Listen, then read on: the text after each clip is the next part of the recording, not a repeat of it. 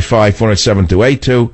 I am in such a liberated mood that I don't know if I even want to do this right now.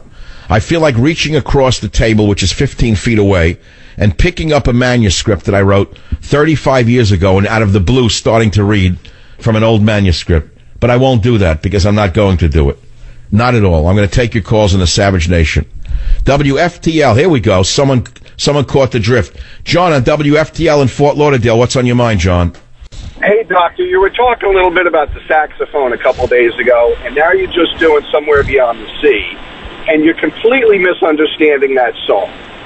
That song, first thing, is about he's had his wife die, or he's had his lover die, but he's so certain that he's going to meet her in the afterlife. She's waiting for him, and she's closer than the moon. If he could fly like a bird, that's what that song is about. Well, hold on, John. I'm not denying. Hold it. I'm not denying or accepting what you said. Is it true that Bobby Darin lost a wife? No, I don't know about that. What you need to do is listen to... Whoa. Wait a minute. How are you so sure that that's what the lyrics mean? If you listen to Rod Stewart's version of that song, it's clear. And the saxophone, if you listen to the saxophone the way Rod Stewart's version does it, you're literally listening to God breathe life into Adam. That is that incredible a note. And the progression from a short oboe... John, you are a musician, I assume? A little bit. I'm not that good. But all right, no, I'm not challenging you. I have no musical abilities whatsoever. So, Robert, play Somewhere Beyond the Sea for 1 minute. We're talking about a song. Would you believe this in the middle of missile testing? I think that the lyrics could easily mean he's dreaming of a lover, a mythical lover, who he doesn't even know. He's dreaming about an imaginary lover. John, isn't that possible? Keep playing it. If I could... It's possible, but I think if you look... Hold it, John, wait. I want to hear the lyrics. Go ahead. Sure, he's going to find love. Okay, stop. So I think it could be a man imagining a perfect love somewhere that he hasn't found, John. I think what you have in the Bobby Darin version is kind of a bouncy cocktail kind of ditty kind of thing. Well, I think of the Copa, right. I'm thinking Copa 1960s, right. With the good fellas sitting up front, with the table moving, with the tablecloth and the this and that. Okay, I got it. But the thing is, what do the lyrics mean? My suggestion would be to listen to the Rod Stewart version, and you can see in the music the progression of, it's almost as if he's dull without life, and you can hear how... Wait, hold on, I'm listening to every word you're saying. He's dull without life? Is that what you just said? Until the woman has come into his life. And that's what I'm saying. Okay, wait, but you said something intriguing. His life is empty. His life is very empty and flat, and he's dreaming of a full life when he falls in love with this imaginary lover that he's been dreaming of all his life. Isn't that what you're saying? Not at all, because she's waiting for him. They'll be together. Yeah, but whoa. It doesn't mean she died and went to heaven and he's going to meet her. It could mean that somewhere in this huge world of ours, there is a perfect match for us that will complete us and make us happy. Isn't that what most people dream about? Even in marriages that don't work, they always dream there's someone else out there who's going to make them happier. We all know it's a myth. Absolutely, but the lyrics say that they're going to kiss again, like they did before. Yeah, all right, so people get it. But what do you think? So people get into love affairs, they kiss again, they think they're in heaven, and how long does that last? 90 days? They're separated not by water, but by life.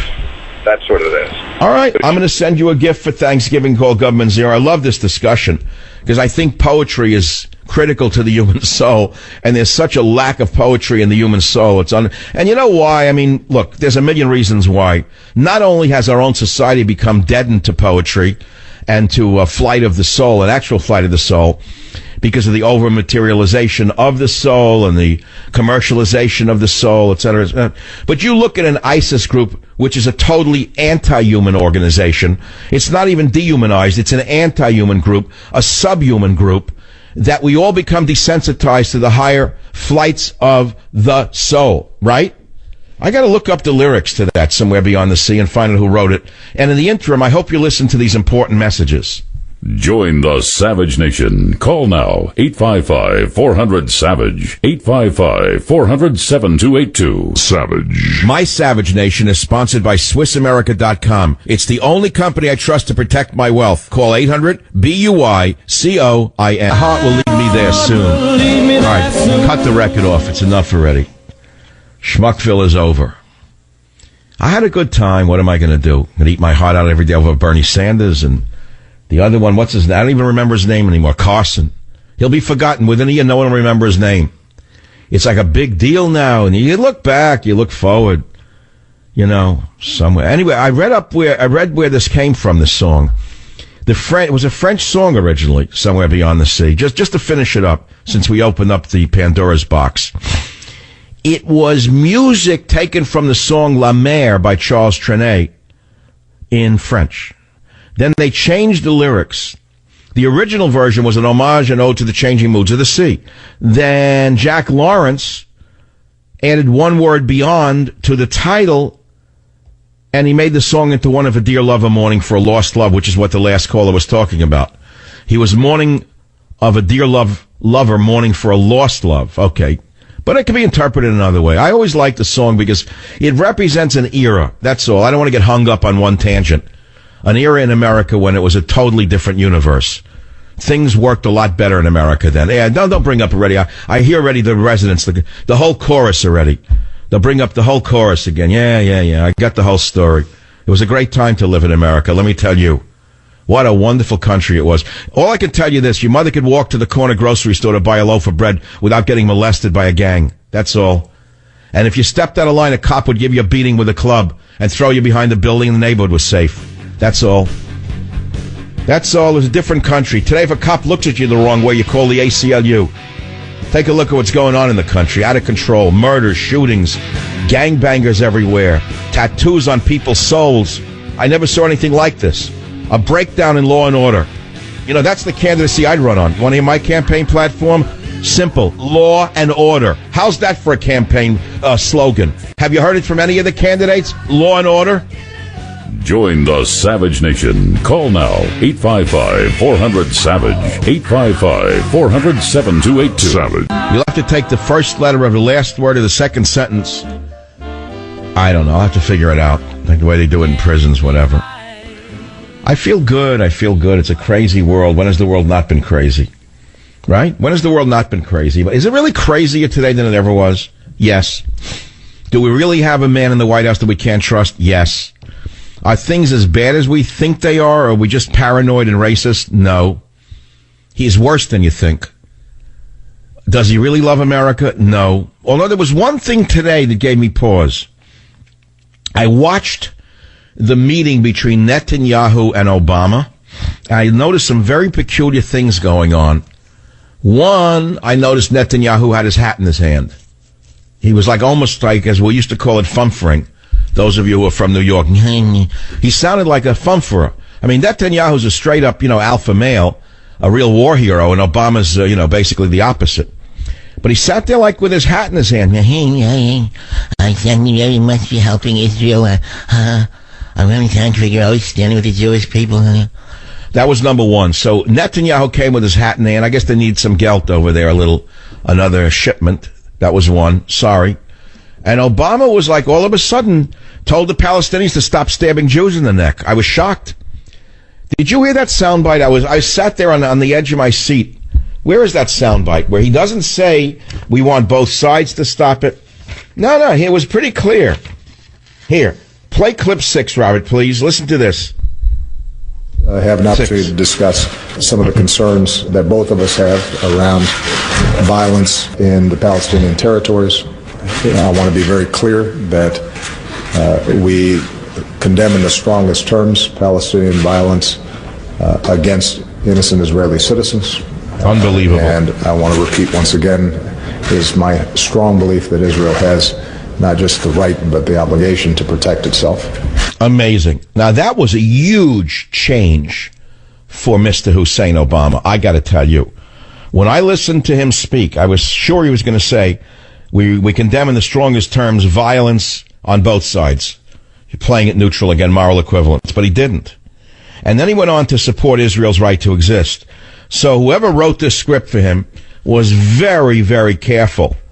Very, very careful to write that statement for the president. Maybe he wrote it himself. I don't really know. But that was a major change, in case you haven't noticed it. As one of the keenest observers in the political world right now, that was a huge change for Barack Obama, I got to tell you. And Netanyahu pulled his horns in, sorry, and again was, thank you so much for the Jewish people. Listen, let's hear for a minute to clip 7. You'll listen to the newly humbled Netanyahu in clip 7. I remain committed to a vision of peace, of 2 states for 2 peoples, a demilitarized Palestinian state that recognizes the Jewish state. I don't think that anyone should doubt Israel's determination to defend itself against terror. But it was a different Netanyahu. They practiced him. I could just see them practice him. All right, Benny, let's try it again. When you're over there with Obama, cut the voice down. Don't boom it. He's also got a booming voice. It may be bigger than yours. Back it off a bit. And it's hard. Oh, my glasses just fell on. It's hard for him to do that. So I can imagine they rehearsed him over and over again in an office somewhere in Tel Aviv. Right, no, cut it out. Go back. You're 2 octaves too high. And it must have been hard for him to do it. Maybe they rehearsed him on the plane over. I don't know what it was. But he was a different guy.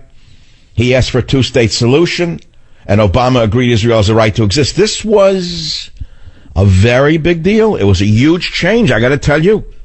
I don't know if you noticed this. Yeah, I noticed these things. That's why you listen to the show. And, I mean, we could talk about the death penalty if you want. But before, I don't have much time, like 20 minutes left of the show. I got to play something else that's very important here. Oh, here we go. If I go through this day without playing that creature, Bernie Sanders, I'd be remiss.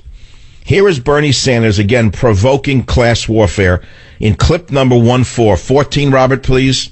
What motivated me? Do you think 30 years ago, Jane and I would talk, say, Jane, I think I'm going to become president. Let's plan it out. A 30-year route to become president. You know, people do that.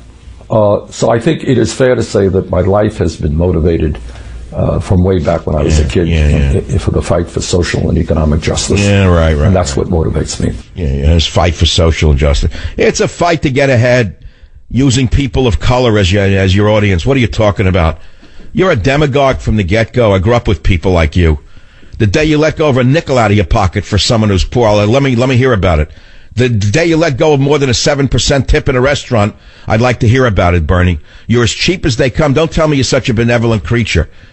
Social justice. Ask a cab driver how much tip Bernie Sanders might leave him in a cab ride the next time he's in Washington, D.C.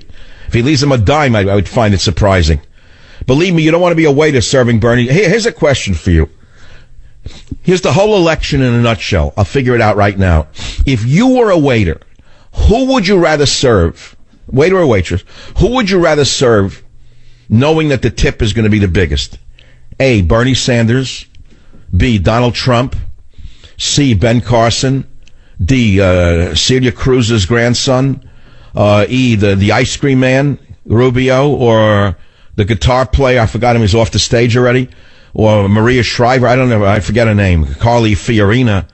It's like Pablum, Farina. Who do you think's going to be the biggest tipper, despite all their rhetoric? Donald Trump would throw him the biggest tip. Sanders on the bottom of the list. Sanders is the type of guy who walks out without leaving a tip. I had friends like that years ago. I haven't seen him in years. But let's say we'd all go to a meal in North Beach. And we did. We go to these family-style Italian restaurants. I used to love it. Or Chinese, 5-10 people, right? These are the guys that when the bill would come, and there was a poet, too, owns a big bookstore in North Beach, a real commie, a friend of the people. You never wanted to go to dinner with this one. If you're a waiter, forget about it. Let's say the bill came and it was $43, and there were 6 people. And then a tip had to be figured out. You had to have a higher degree in mathematics from Stanford to figure out the tip to the cent that these people would leave. And what they owed, I didn't eat the lettuce, you ate the lettuce, and I had the wine. Although it was a jug of wine, I only drank 1 sip. You drank 3 glasses. I was watching you, so therefore I'm taking off 12 cents from the wine bill. My side was lower, and you had the veal parmesan. I only had the spaghetti carbonara, which was $1.10 less, and therefore I should pay 2 cents. You never could believe these people. They were the worst. I mean, the more progressive they were, the less they would pay for the joint bill. And number 2, they'd stiff everyone. They'd give a walk out of the restaurant. They'd be the first ones to march. You'd see the back of their costume on the way out the door. While lecturing on social justice and injustice, they were the ones who left nothing on the table. That's all.